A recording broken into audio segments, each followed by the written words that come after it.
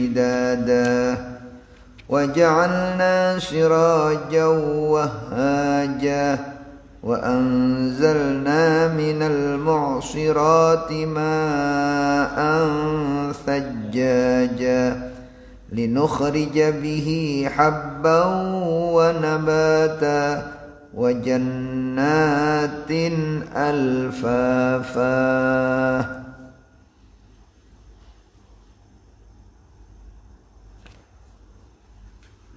Alam naj'alil arda mihada.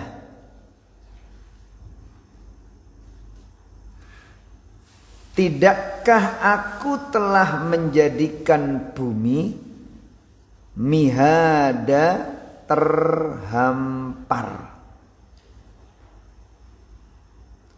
Bukankah kami telah menjadikan bumi sebagai hamparan? Mihad itu dari segi bahasa memahad, ayunan. Seperti dalam hadis, utlubul ilma minal mahdi. Ada kan ya? Utlubul saya.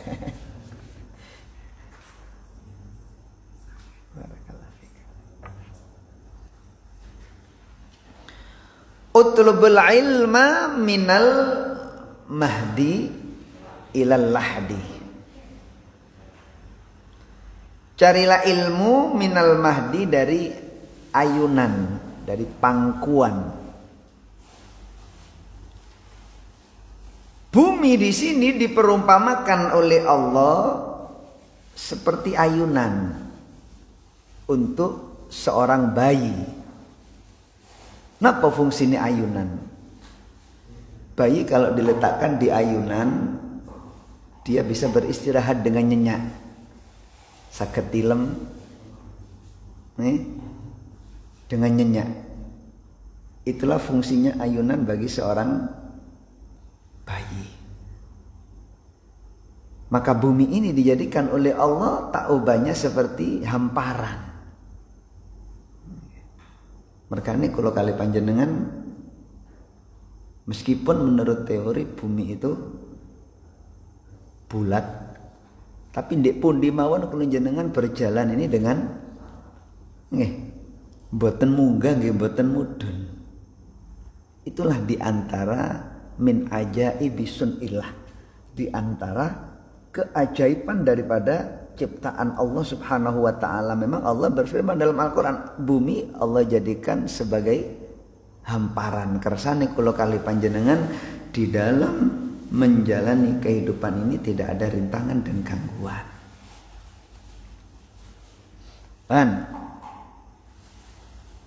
Mungkin kita kupas. Wal jibala autada. Ai alam naj'alil jibala autada. Tidakkah kami telah menjadikan gunung ini sebagai pasak, watat. Watat itu sesuatu yang ditancapkan di dalam bumi untuk dipakai mengikat tali bagi kemah. Gunung Allah jadikan sebagai watat bagi bumi agar bumi tidak mengalami kegoncangan.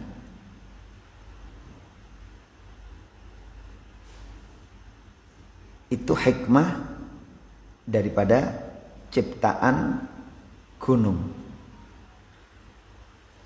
Wa khalaqnakum azwaja. Dan kami telah menjadikan kalian azwajan berpasang-pasang. Wa ja'alna naumakum subata. Dan kami telah menjadikan tidur kalian subatan sebagai istirahat. Wa ja'alna laila libasa, kami jadikan malam sebagai pakaian. Wa ja'alna nahara ma'asha, dan kami jadikan siang sebagai tempat untuk mengais rezeki.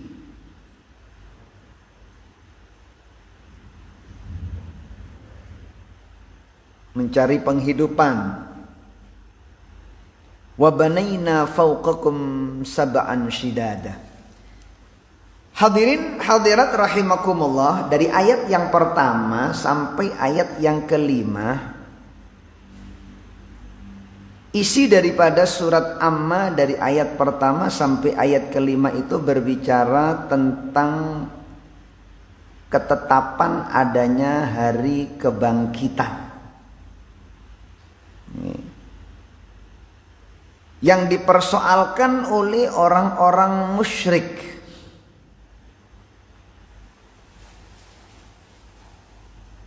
Di saat Kanjeng Nabi Muhammad sallallahu alaihi wasallam diutus oleh Allah, kemudian Allah menurunkan Al-Quran kepada beliau, dan di dalam Al-Quran bercerita tentang adanya hari kebangkitan,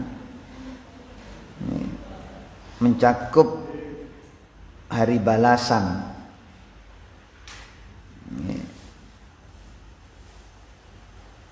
Akhirnya orang-orang kafir sama ingkar terhadap informasi Al-Quran, karena mereka berkeyakinan kalau kehidupan dunia itu adalah satu-satunya kehidupan mereka. Di dunia mereka itu hidup dan diakhiri kehidupan mereka dengan di dunia. Tidak ada pandangan mereka tentang adanya hari kebangkitan untuk menyongsong hari kiamat. Akhirnya ketika Gusti Kanjeng Nabi SAW membicarakan tentang Yaumal Ba'thi, mereka saling berdiskusi satu dengan yang lain. Karena tidak mempercayai terhadap adanya hari kebangkitan, Allah ingin menampakkan akan keingkarannya terhadap apa yang didiskusikan oleh mereka. Amma yatasa'alun, tentang apa mereka itu saling bertanya satu dengan yang lain. Anin naba'il azim, dari berita yang sangat agung. Ada yang mengatakan an-naba'il azim itu adalah Al-Quran. Ada yang mengatakan an-naba'il azim itu adalah yaumul qiyamah. Tapi yang masyhur an-naba'il azim ada yaumul ba'thi, hari kebangkitan.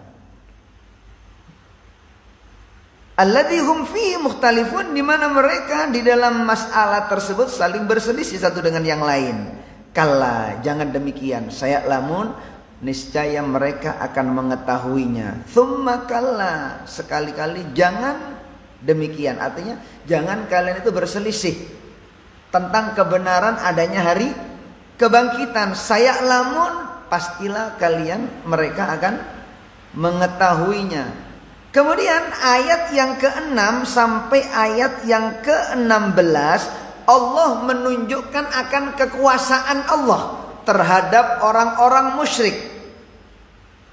Nih, di antara kekuasaan Allah, Allah menciptakan bumi ini terhampar, mihat, sehingga berjalan kita nggak sampai poyang-paying. Terus di antara kekuasaan Allah juga menjadikan gunung ini sebagai pasak, sehingga bumi ini menjadi tenang, tidak sampai terjadi goncang, karena Allah ciptakan itu pasak.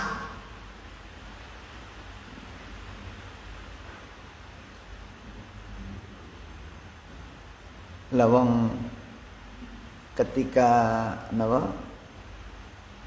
terjadi gempa mawon, nih, koyok ngoten, bingungi tiang-tiang. Umpama Allah ini tidak menciptakan gunung sebagai pasak, mungkinkah kita akan bisa menjalani kehidupan dalam dunia ini? Nih, buat saya stabil, nggak bisa tenang, goncang terus. Sampai ada itu dalam apa itu? Pertanyaan, entah itu hadis, siapa yang paling kuat? Pertama, yang paling kuat itu adalah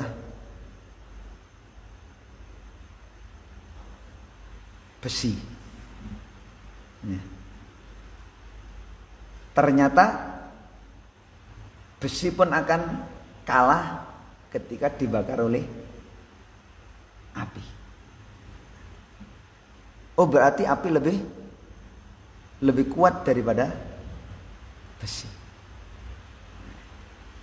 Kemudian api pun juga bisa dikalahkan dengan air.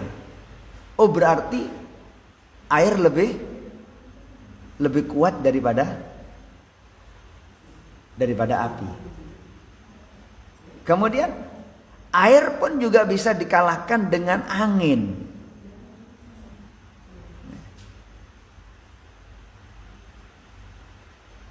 Karena dengan angin, air terdorong dengan air. Air tersebut terdorong dengan angin. Kemudian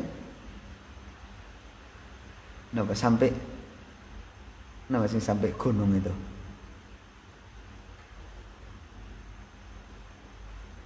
Ya. Artinya gunung ini diciptakan oleh Allah menjadi pasak sehingga bumi tidak akan mengalami kegoncangan dengan ciptaan Allah yang berupa gunung tadi. Terus wa khalaqnakum azwaja. Allah telah menciptakan kalian berpasang-pasang. Artinya berpasang-pasang di sini ada laki-laki, ada perempuan.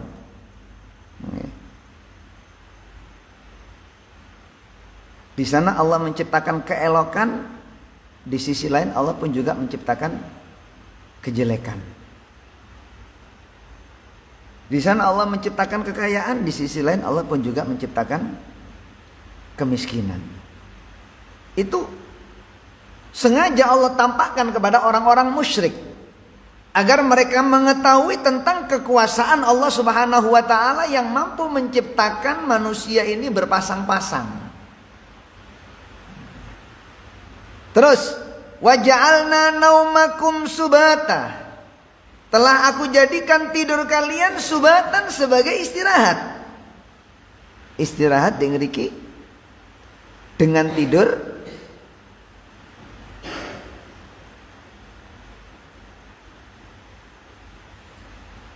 nggih. Mana teh?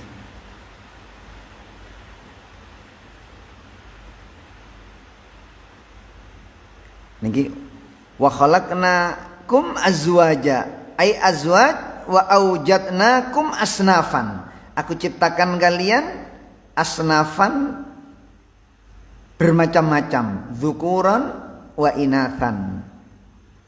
Ada laki-laki, ada perempuan. Lil unsi tujuannya apa? Untuk supaya saling memadu kasih sayang. Wa ta'awun, dan saling tolong mentolong. Wal hifad, dan menjaga serta melestarikan ala nau'il basyari, atas jenis manusiawi. Adanya laki-laki dan perempuan ini menjaga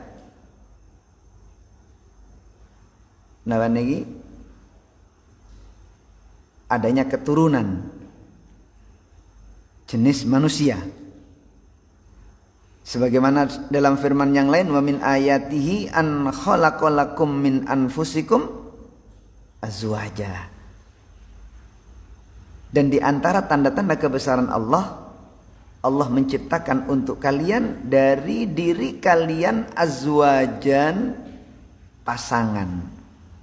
Apa hikmahnya Allah menciptakan azwaj? Litaskunu ilaiha, agar kalian bisa tenang dengannya. Waja'ala bainakum mawaddatan, dan Allah menjadikan di antara kalian cinta dan kasih sayang. Inna fi dzalika laayatin liqaumi yatafakkarun.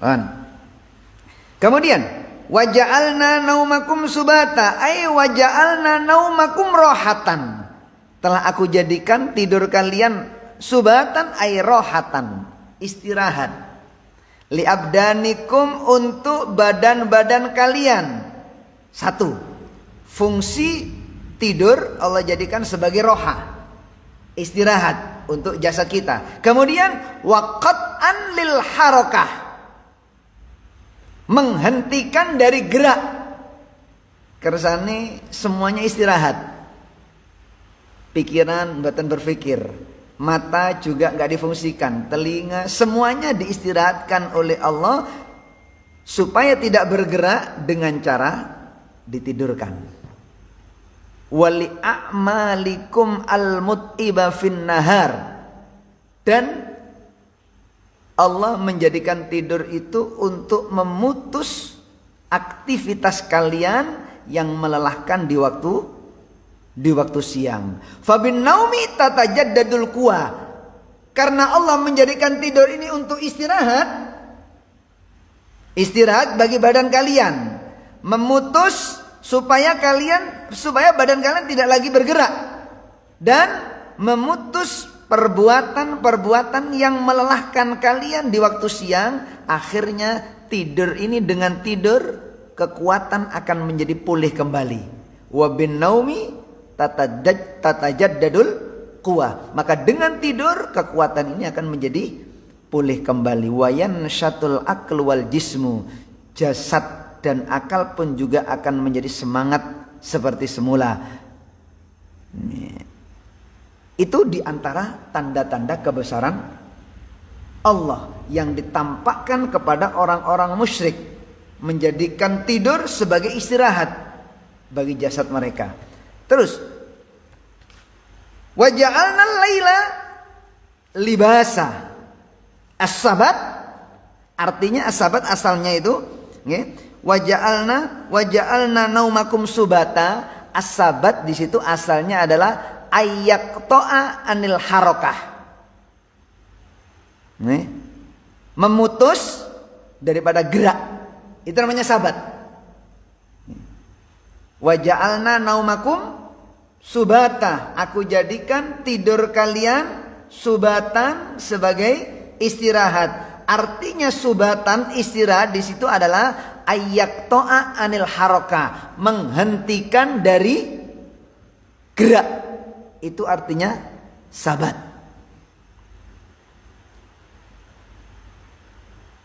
Terus wa ja'alna laila libasa.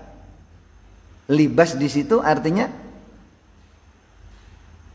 sakanan, istirahat. Wa ja'alna laila, dan aku jadikan malam sakanan, sebagai tempat bertinggal. Kalibas alladzi yughatti bidzulamihi al-asya wal ajsam. Malam Allah jadikan seperti pakaian. Napa ose malam ini kok diumpamakan oleh Allah seperti pakaian? Karena malam seperti pakaian, sebab pakaian itu berfungsi untuk menutupi badan seseorang dari terik matahari dan dari rasa dingin. Malam pun juga demikian, dengan kegelapannya mampu menutupi sesuatu. Dengan kegelapannya malam mampu menutupi benda. Sebagaimana malam dengan kegelapannya mampu menutupi sesuatu dan benda, maka pakaian pun juga demikian. Berfungsi untuk menutupi jasad dan melindungi jasad tersebut minal harri wal bardi, dari panas dan dari dingin. Wa yasturul aurat, dan juga mampu berfungsi untuk menutup daripada aurat. Kadzalikal lailu yastatiru fihi man aradal ikhtifa'a liqada'i masalih wa tahqiqi fawaid la tatayassar fin nahar. Demikian juga malam mampu menutup untuk seseorang yang menghendaki merahasiakan, untuk seseorang yang ingin merahasiakan di dalam memenuhi apa itu qadha masoleh, di dalam memenuhi daripada kemaslahatannya dan ingin mewujudkan faedah-faedahnya yang tidak mungkin itu ditempuh di waktu siang. Kal istitar minal adu, seperti bersembunyi dari seorang musuh, wa qada'i ba'dil hawaij, dan juga mendatangi sebagian daripada kebutuhan-kebutuhan manusia.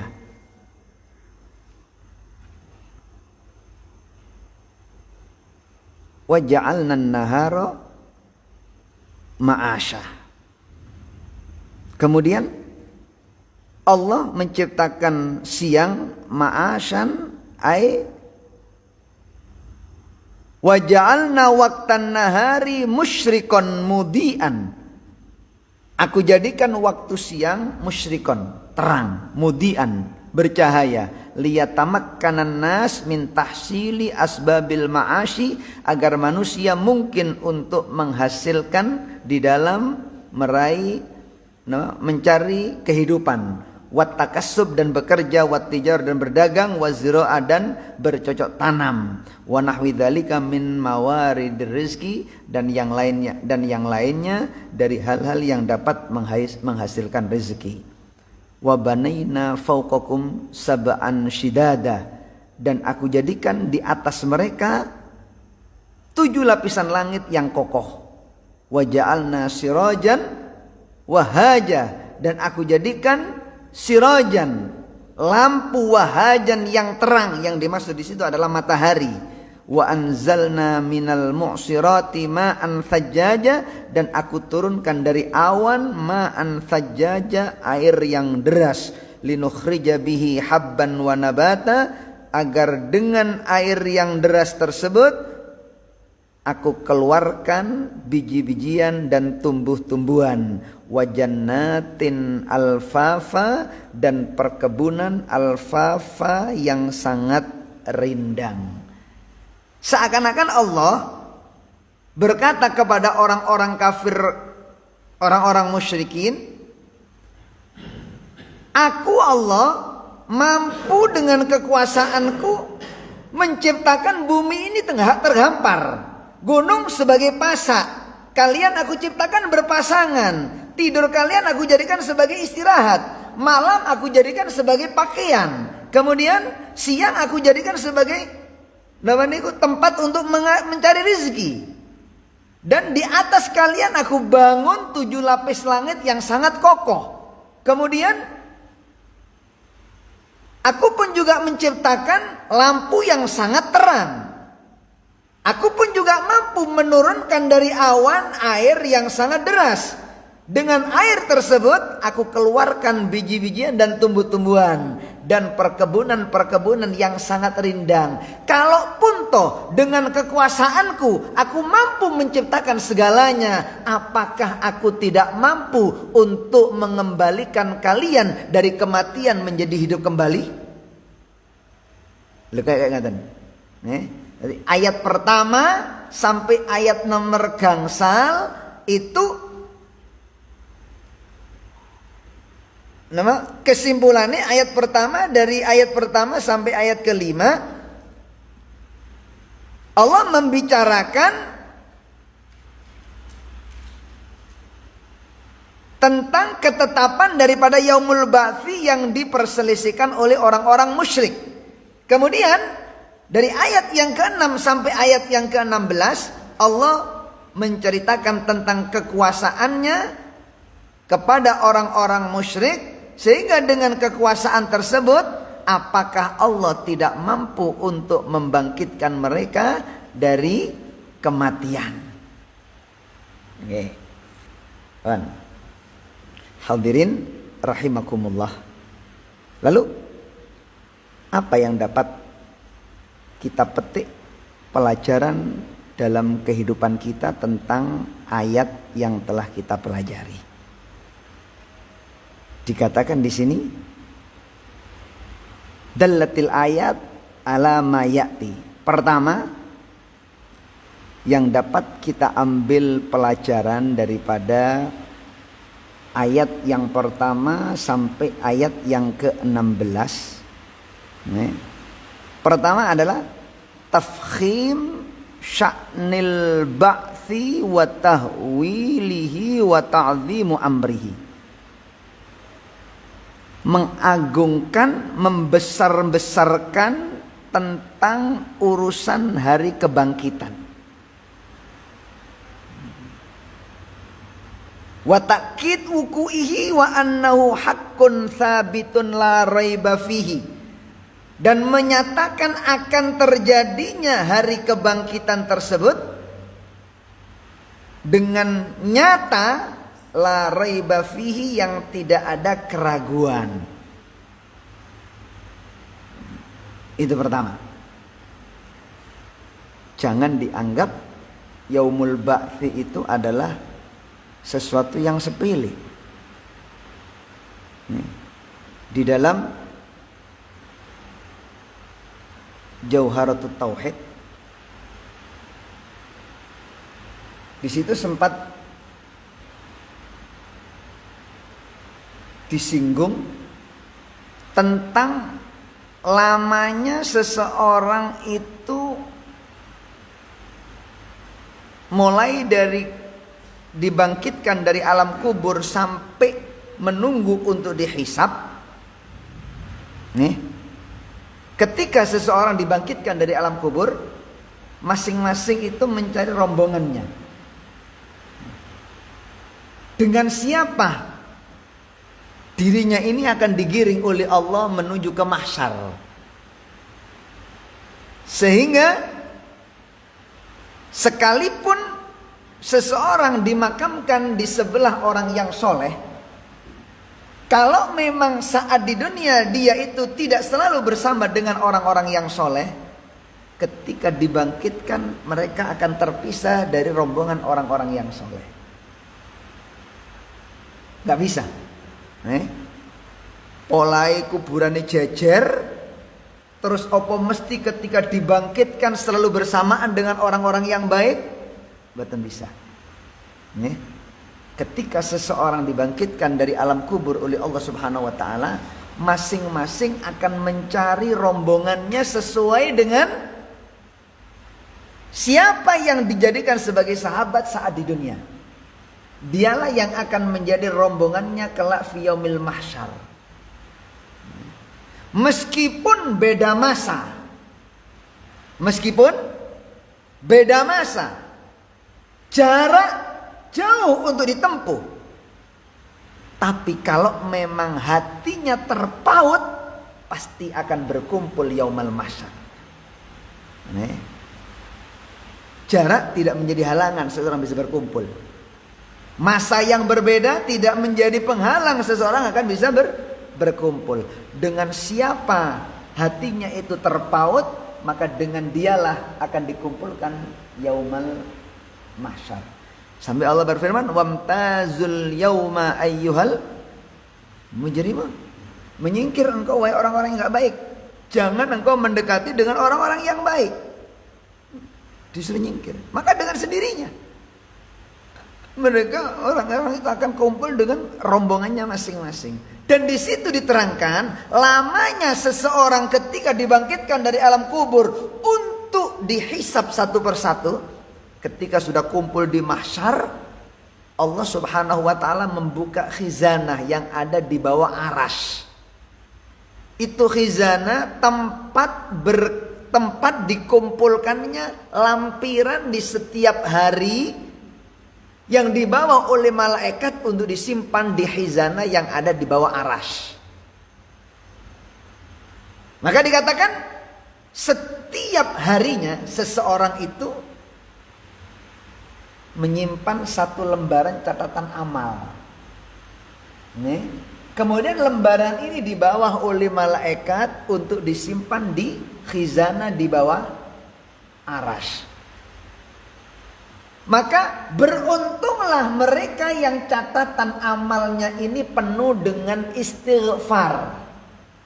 Kalau memang di hari tersebut orang ini banyak membaca istighfar, maka lembaran yang dilipat oleh malaikat untuk disimpan di khizanah yang ada di bawah aras ini memancarkan dan memantulkan cahaya, sehingga cahaya tersebut memantul kepada wajah orang yang punya lembaran tersebut, yang pada akhirnya wajahnya terlihat berseri-seri karena pantulan cahaya daripada lembaran yang penuh dengan catatan istighfar. Betapa sangat sial dan ruginya ketika lembaran setiap harinya dilipat oleh malaikat untuk diletakkan di khizanah yang ada di bawah aras, sementara lembaran tersebut tidak ada catatan istighfarnya. Maka kalau lembaran tersebut tidak ada catatan istighfarnya, ketika dilipat oleh malaikat, lembaran tersebut berbentuk zulmah, kegelapan, dan kegelapan ini akan memantul kepada cahaya pemilik lembaran tersebut sehingga terlihat wajahnya ini suram. Dalam hadis seperti itu. Ketika manusia sudah kumpul di mahsyar, ini khizanah dibuka oleh Allah. Lemari yang menyimpan catatan amal manusia dibuka oleh Allah. Ketika dibuka, maka berterbanganlah ini lembaran amal. Berterbangan dari aras, kemudian ketika mau turun di bumi, nempel di setiap pundak pemilik catatan tersebut. Nih, nempel ini. Jadi manusia saat berkumpul di mahsyar itu nyuwun catatan amal. Dan ini nggak bisa diambil. Nempel di atas pundaknya sampai dia dipanggil oleh Allah Subhanahu wa taala 4 mata. Laisa bainahu wa bainahu tarjuman. Antara ia dengan Allah enggak ada juru bicaranya. Melihat ke kanan yang ia lihat hanyalah catatan amal baik. Melihat ke kiri yang ia lihat hanyalah catatan amal buruk. Ke depan ada neraka. Dan enggak ada juru penerjemah. Ketika dipanggil satu persatu oleh Allah untuk menghadap supaya dimintai pertanggungjawaban atas amalnya oleh Allah, malaikat mengambil ini catatan. Lembaran yang nempel di atas pundak ini diambil oleh malaikat, kemudian diserahkan kepada orang tersebut. Ini mau disidang. Kok coro lari kuliah badeni napa dis? Ketika S1 napa jenenge? Nah, skripsi. Ya, skripsi ketika dimintai pertanggungjawaban napa disidang napa? Sidangnya. Ya, kalau S2 lain lagi. Ini kan? Bukan istilahnya skripsi napa niku. Tesis nggih. Terus sampai S3 juga sama. Itu juga sama. Ketika ini catatan amal diambil oleh malaikat, kemudian diserahkan kepada pemiliknya. Ketika diserahkan kepada pemiliknya, terkadang pemiliknya ini mengambil catatan amal tersebut, diambil dengan diterima dengan tangan kanan. Kalau sudah ia mampu menerima catatan amal dengan tangan kanan, alamat orang ini akan selamat dan beruntung. Yang sial, kadang-kadang catatan amal yang diambil oleh malaikat dari pundaknya, dia nggak bisa menerima dengan tangan kanan karena tangan kanannya dijadikan oleh Allah lumpuh total, nggak bisa gerak. Yang bisa gerak hanyalah tangan kiri. Akhirnya mau tidak mau dia akan mengambilnya dengan menerimanya dengan tangan kiri. Kadang-kadang menerima langsung dengan tangan kiri, kadang-kadang sampai muter. Nih, muternya tuh. Berarti mboten sampai ngeten. Itu alamat orang kalau akan celaka. Yaumal ba'tsi untuk menerima catatan amal itu lamanya 50.000 tahun. Khamsina alfasanah, 50.000 tahun. Bukan cuma setahun, 2 tahun, bukan cuma 5 tahun, tapi 50.000 tahun. Kita hidup di dunia hanya 50 tahun itu biaya hidupnya sudah luar biasa.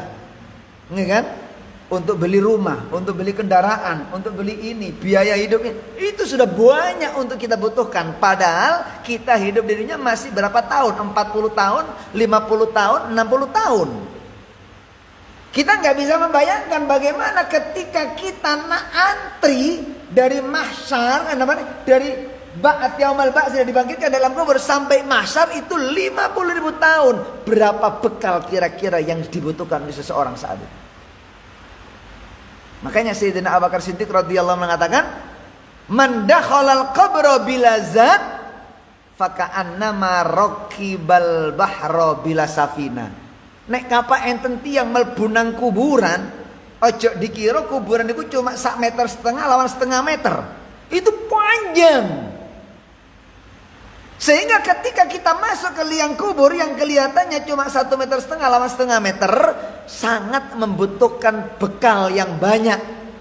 Kalaupun toh ada orang nekat masuk ke alam kubur bila zat, tanpa membawa bekal minal a'mal as-solihah, dari amal-amal yang baik, orang tersebut seakan-akan mengarungi samudra tanpa naik perahu. Akibatnya tenggelam. Akibatnya tenggelam. Kalau sudah tenggelam pasti akan binasa dia. Terkecuali kalau ada orang yang menyelamatkan.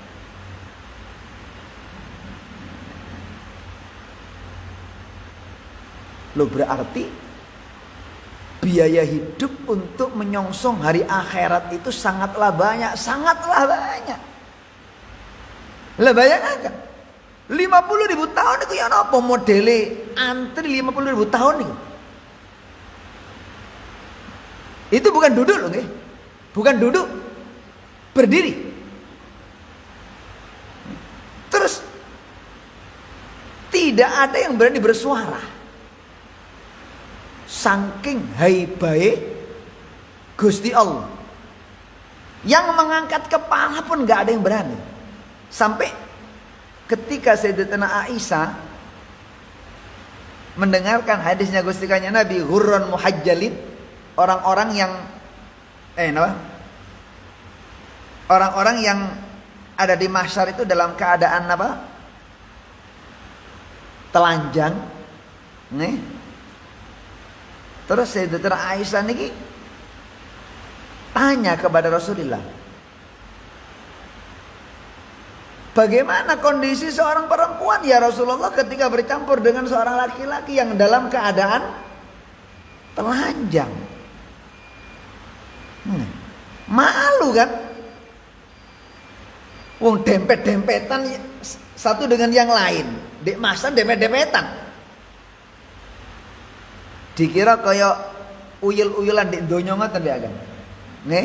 Ada kesempatan untuk menyentuh, ada kesempatan untuk ngelirik, ada kesempatan untuk melihat. Telanjang bisa dilihat kaya di donya ngoten. Jawabannya Kanjeng Nabi ana, ya Aisyah, al-amru asyaddu min dzalik. Ya Aisyah, urusan akhirat iku luwih menakutkan daripada cuma sekedar delok-delokan. Iya, nek kapan di dunia iso delok-delokan. Lah nek kapan di akhirat tidak satupun mereka yang punya kesempatan untuk melirik. Soalnya kondisi sangat menakutkan ketika itu. Jadi mboten enten kesempatan katanya delok nang aurate liyane meskipun sama-sama dalam keadaan telanjang. Tidak ada yang berani bersuara. Kecuali yang terdengar hanyalah gesekan kaki. Mboten enten sing wantun mengangkatkan pandangan. Loh, wis gak nyuwara, gak wani ngangkat pandangan dalam keadaan berdiri selama 50.000 tahun ya apa? Niki nek tanpa mendapatkan pertolongan Gusti Allah fatal. Cukup menanti untuk dihisab adalah merupakan azab. Cukup penantian untuk dihisab adalah merupakan lain apa ngadeg tok 50.000 tahun. Wala ngunjuk, wala istirahat, wala mungkin padang lan gelap. Nauzubillahi min dzalik. Mari ngoten nguwati siratal mustaqim. Nguwati siratal mustaqim itu perjalanan yang ditempuh secara normal 1.100 tahun. Nguwati tok 1.500 tahun. Ini masuk akal lah. Masa sakit Melayu. Wah nih ya kira-kira Melayu. Wote cilike koyo ngoten, panjange koyo ngoten, bedidinge koyo ngoten, mbotene gocokan. Terus iki iki pikulan. Allah jilmakan perbuatan kita itu seperti benda. Nih. Sehingga dipikul. Nek dosa dipikul kok gunung ngoten. Kasih Melayu. Nah, merambat aja durung kaluan selamat. Berapa tahun? Masuk akal 1500 tahun. 1500 tahun. Ini jarut tahu diterangkan enggak ada. 1500 tahun. Masya Allah, untung-untungi. Ini lah, mungkin bisa kita jadikan sebagai amalan. Untung-untungi nih, tiang setiap selesai sholat fardu, setelah dia membaca doa, mantun donga, mari ngoten membaca istighfar 3 kali, syahadat 4 kali. Kan biasa subhanallah subhanallah subhanallah sak mantun ayat kursi, subhanallah subhanallah 33 kali, alhamdulillah alhamdulillah 33 kali, Allah akbar 34 kali. Terus mari ngoten doa kan. Setelah berdoa tidak beranjak dari tempat duduknya. Posisi duduknya persis seperti saat tahiyat. Jadi betul berubah. Nek pancen tahiyate wau dengan bersila, nggih dengan bersila tetap betul berubah. Nek pancen lenggahe wau dengan tawarruk, nggih tawarruk. Nek lenggahe wau dengan iftiras, nggih iftiras. Nek koyok tahiyat awal, nggih koyok tahiyat awal tidak berubah. Nek tahiyate koyok lenggahe tahiyat akhir, nggih koyok lenggahe tahiyat akhir betul berubah. Sampai berdoa tidak berubah. Kondisinya duduk seperti itu. Wiritan seperti itu duduknya, berdoa seperti itu duduknya, mantun donga maca istighfar ping 3. Astaghfirullahaladzim alladzi la ilaha illa wal hayyul qayyum atubu ilaih. Astaghfirullahaladzim alladzi la ilaha illa wal hayyul qayyum atubu ilaih. Astaghfirullahaladzim alladzi la ilaha illa wal hayyul qayyum atubu ilaih. Panjenengan asyhadu an la ilaha illallah wahdahu la syarikalah ilahan wahidan wa rabban syahidan wa nahnu lahu muslimun. 4 kali. Asyhadu an la ilaha illallah wahdahu la syarikalah ilahan wahidan wa rabban syahidan wa nahnu lahu muslimun. Asyhadu an la ilaha illallah wahdahu la syarikalah ilahan wahidan wa rabban syahidan wa nahnu lahu muslimun. Asyhadu an la ilaha illallah wahdahu la syarikalah ilahan wahidan wa rabban syahidan wa nahnu lahu muslimun. Itu hadis. Itu hadis. Ini hadis yang Nabi Muhammad SAW. Saya juga pernah mendengar almarhum al-maghfurlah Habib Salim bin Abdullah Syatiri menyampaikan zikir seperti itu. Hadisnya genten. Nek kapa enten tiang ngelampai koyok niku wau, Siratal mustaqim yang panjangnya ditempuh secara normal 1500 tahun suwening wot akan diperpendek oleh Allah menjadi seperti satu dirok. Menjadi seperti satu dirok kira-kira 60 meter, 60 cm. Lah nek apa? Panjangnya 60 cm napa mboten luwih cepet kula jenengan anggene mencolot daripada kilat? Wong cuma 60 cm. Jadi cuma melangkah ngeten tok tutuk pintu surga. Bisa jadi lebih cepat daripada kilat.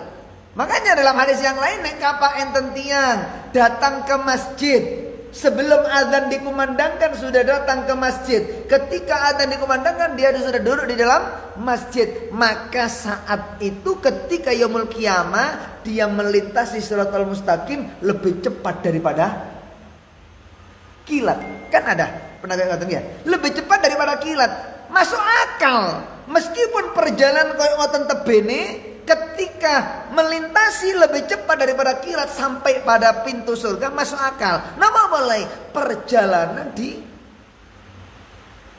diperpendek oleh Allah. Sing asal ditempuh oleh orang lain 1500 tahun, tapi bagi dia cukup satu langkah karena diperpendek hanya 60 cm. Sangatlah masuk akal ketika ia melewati siratal mustaqim lebih cepat daripada kita. Ayo singkat ngoten niku diamalaken. Entah itu hadis sahih ataukah itu hadis dhaif, masalah amal nggak perlu diperbincangkan, sing penting enten dasare. Umpamane bener nek gak nglakoni kan rugi. Nek nglakoni untung. Meskipun itu hadis dhaif, banyak ulama ahli hadis memperbolehkan kalau memang amal-amalan ya asalkan tidak masalah keyakinan, tidak masalah akidah, berdasarkan menggunakan hadis dhaif mboten dadi masalah. Kalau urusan masalah akidah tidak boleh menggunakan hadis yang dhaif, harus menggunakan hadis yang sahih. Tapi urusan masalah amal namanya fadhailul a'mal, enggak apa-apa kita berdasarkan dengan hadis yang dhaif.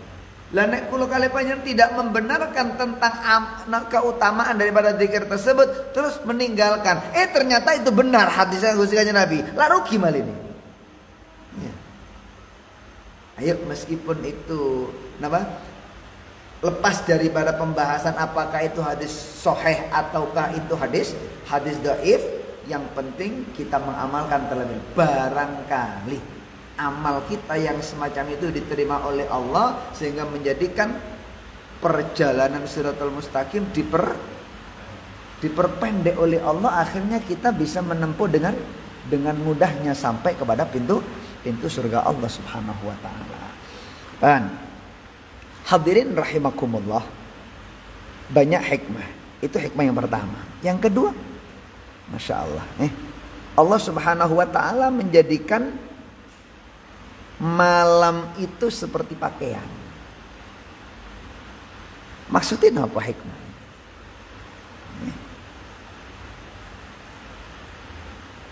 Artinya pakaian ini tidak hanya pakaian yang menutup aurat zahir kita. Sebagaimana anggota zahir kita itu membutuhkan pakaian. Entah warna putih, warna kuning, warna hijau, warna merah, warna apapun untuk menutupi jasad kita agar terlindungi dari dingin dan sengatan matahari. Itu anggota zahir kita. Kita pun juga punya anggota batin. Sebab manusia itu ada dua unsur. Ada unsur jasmani, ada unsur rohani. Antara unsur jasmani dan rohani ini saling membutuhkan untuk dilengkapi kebutuhannya oleh manusia. Cuma kadang-kadang kulo kali panjenengan hanyalah sadar ketika dituntut kebutuhan jasmani.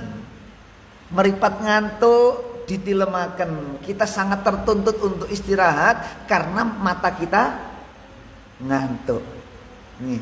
Ketika kondisi perut kita kelaparan, kita pun sangat merasa tertuntut untuk mencari makanan. Bahkan kadang-kadang kita rela untuk mencarinya dengan cara yang tidak dibenarkan oleh agama. Yang penting kebutuhan perut kita terpenuhi. Kita merasa lelah, kita tertuntut untuk pijat. Badan kita sakit, kita tertuntut untuk membawanya ke dokter agar mendapatkan obat, mendapatkan penanganan secara eksklusif agar supaya kita kembali sehat seperti semula. Ketika anggota zahir kita mengalami kekurangan, kita sangat tertuntut untuk memenuhi kebutuhannya. Lapar, langsung kita cari makan. Haus, langsung kita cari minum. Bahkan maaf rokokan, ngelilir jam loro, ndoleki rokok gak ono entek. Jam loro kok bel medal ndugi ngriya. Nancap sepedahe. Lalu dolek rokok. Sekalipun di sana orang banyak saat itu qiyamul lail, beristighfar kepada Allah. Tapi karena kita merasa ada yang kurang sesuatu yang kita butuhkan, akhirnya kita tertuntut untuk keluar dari rumah mencari kebutuhan kita, meskipun itu hanya sekedar mencari rokok. Cuma kadang-kadang kulo kali panjang kurang perhatian tentang kebutuhan rohani. Rohani kita butuh energi, kita tidak memperdulikannya. Rohani kita butuh asupan, kita tidak peduli. Rohani kita haus, kita nggak peduli. Rohani kita lapar, kita kadang-kadang nggak peduli. Sehingga kalau saja kitanya tertuntut memenuhi kebutuhan jasmani tanpa menghiraukan kebutuhan rohani, hidup ini akan menjadi pincang. Rohani kulo kali panjang tidak akan siap menghadapi menghadapi gejolak dalam kehidupan dunia. Makanya kulo kali panjang sering melihat saudara-saudara kita mengalami stres, depresi, gila, macam-macam. Ini kenapa awalnya? Karena rohani mereka tidak siap menghadapi problem. Sehingga ketika rohaninya tidak siap untuk menghadapi problem, kok ingin problem, koyok-koyok problem gak bisa ditangani, akhirnya jadi stres. Kayak problem ini gak bisa diselesaikan sehingga menjadikan stres. Kenapa kok sampai berpandangan seperti itu? Karena rohaninya nggak siap, mentalnya rohani betul siap. Soalnya kosong dari asupan gizi. Banyak kebutuhan yang diabaikan. Sehingga ini kok tadi ini putus asa, stres, gila, kan tadi.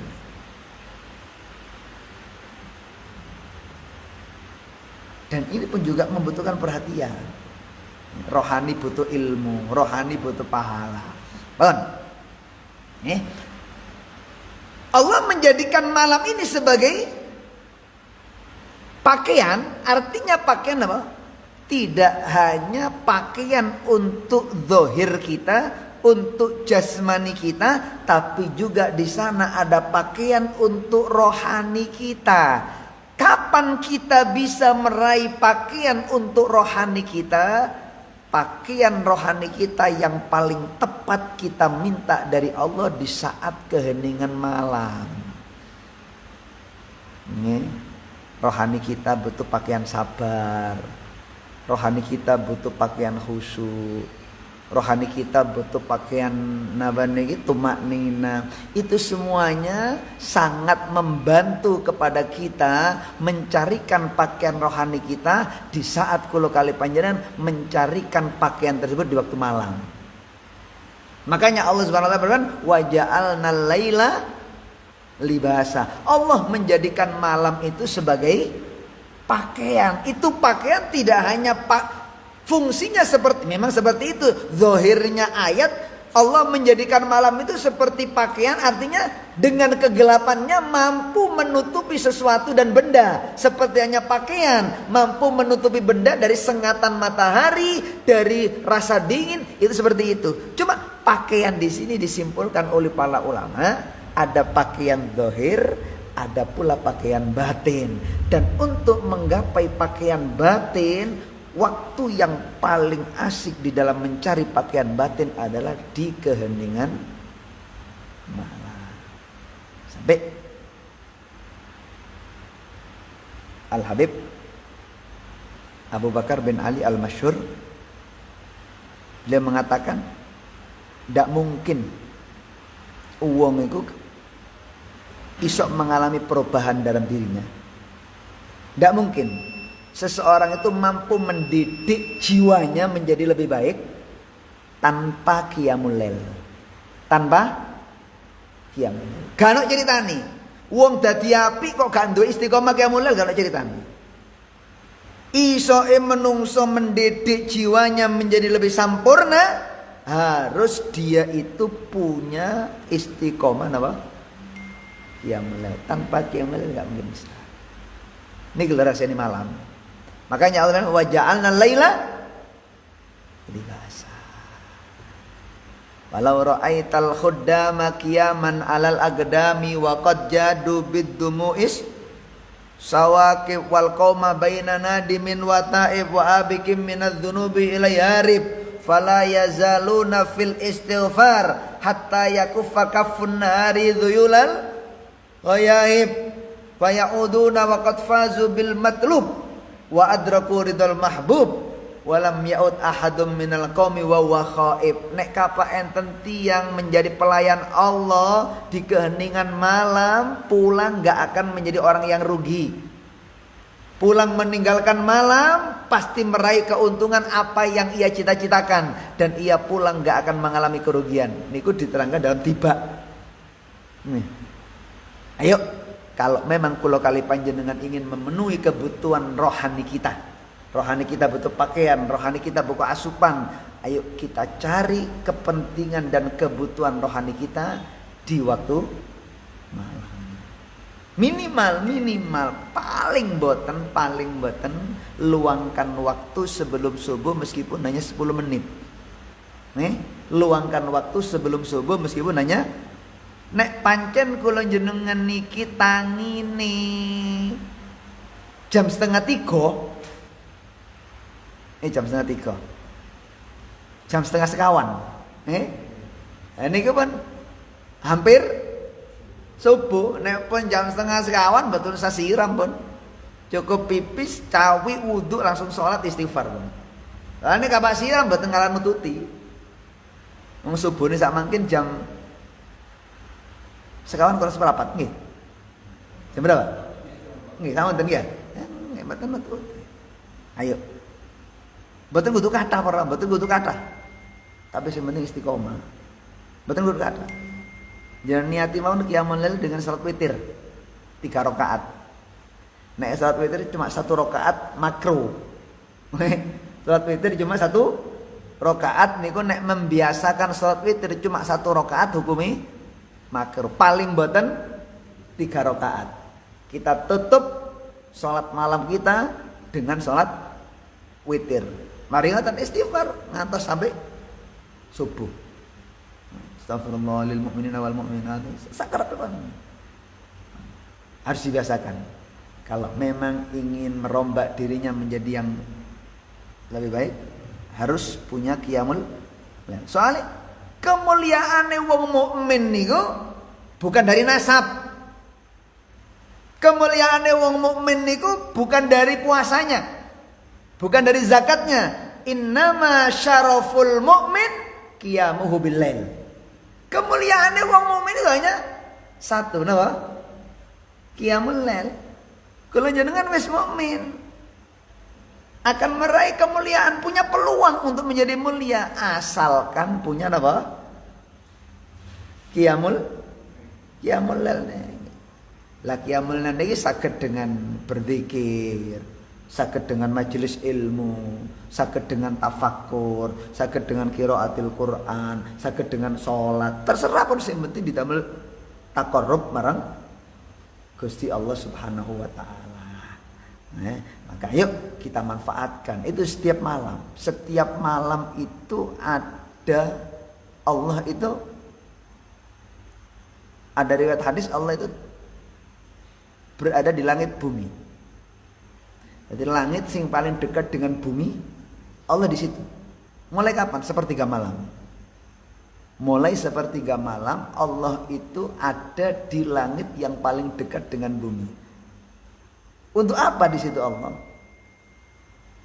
Allah membuka peluang kepada hamba-hambanya. Hal min taib.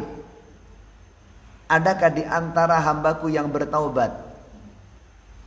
Hal min mustaghfir. Adakah di antara hamba-hambaku yang minta ampun? Hal min talibi hajatin. Adakah di antara hamba-hambaku yang punya kebutuhan? Yang taubat akan aku terima taubatnya, yang minta ampun akan aku ampuni dosa-dosanya, yang punya kebutuhan akan aku penuhi kebutuhannya. Itu Allah senantiasa berseru mulai sepertiga malam sampai beduk subuh. Gusti Allah berseru di langit bumi, kula jenengan enak nglekor.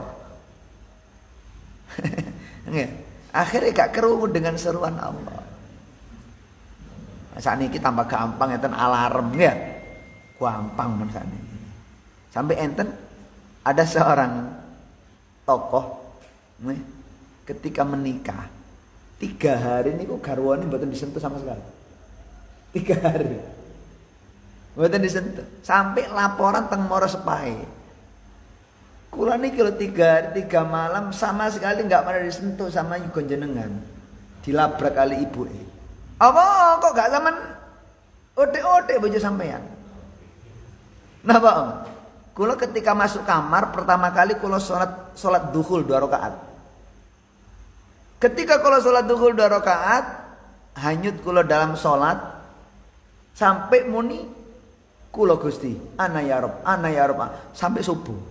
Hari kedua yang ngoten. Jadi seakan-akan nyaring di telinganya mendengar firman Allah, seruan Allah, adakah di antara kalian wahai hambaku yang minta kebutuhan? Kula jawab kula Gusti.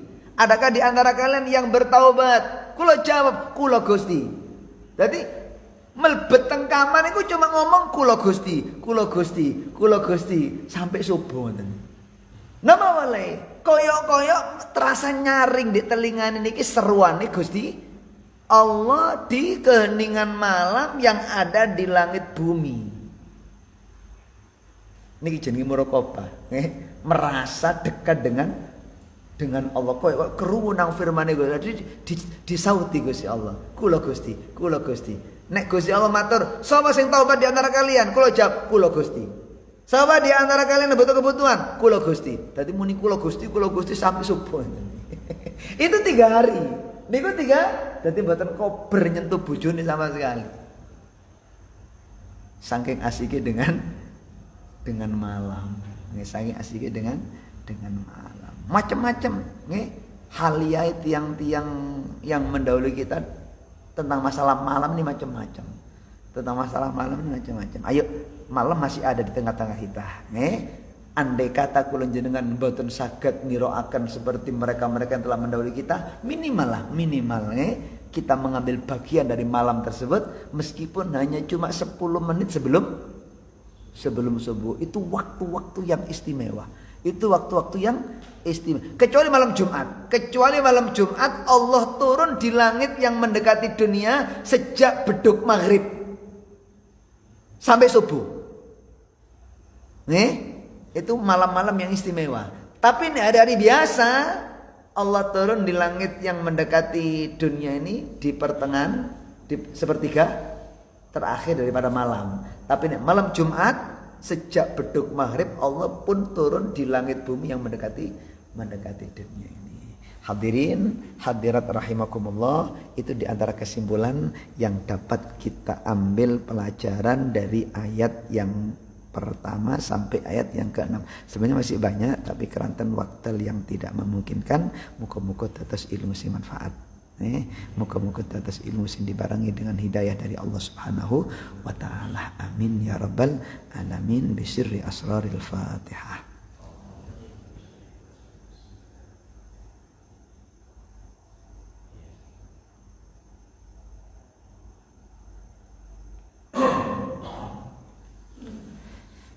Hadirin hadirat rahimakumullah, kiranya niku ingkang saged dalam aturaken kirang langkung nyuwun ngapunten. Wallahul muwaffiq ila aqwamit thoriq. Wassalamualaikum warahmatullahi wabarakatuh.